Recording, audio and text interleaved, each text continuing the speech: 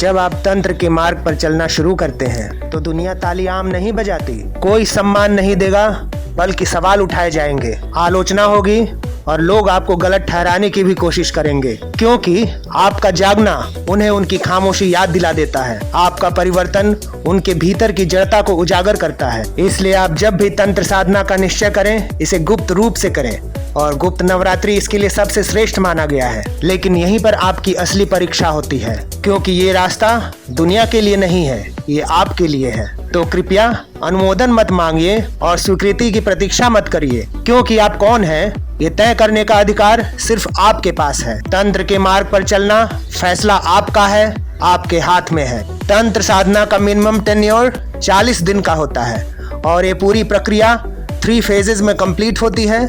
अगर आपने अपना तन, मन और आत्मा मेरी प्रिया त्रिपुर सुंदरी को सिर्फ 40 दिन भी कंप्लीटली सरेंडर करके यह साधना कर लिया, तो फिर इस ब्रह्मांड में आपका कोई भी इच्छा हो, मेरी प्रिया त्रिपुर सुंदरी उसको पूरा करने में समर्थ है।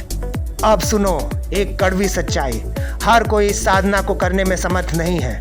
ज्यादातर लोग सेकेंड फेज में ही टूट जाते हैं, क्योंकि इस साधना के दौरान काम का वेग बहुत ही प्रबल होता है। अगर आपको प्रिया त्रिपुर सुंदरी को प्रसन्न करना है तो आपको अपने काम वासना पर विजय प्राप्त करनी ही होगी।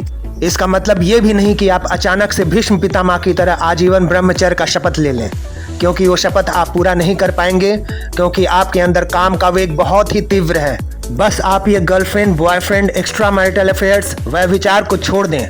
यदि आपका विवाह हो गया है तो ही आप संभोग में उतरें, क्योंकि यह संभोग यज्ञ के समान हो जाता है और इसे ही तंत्र में भैरवी साधना कहते हैं।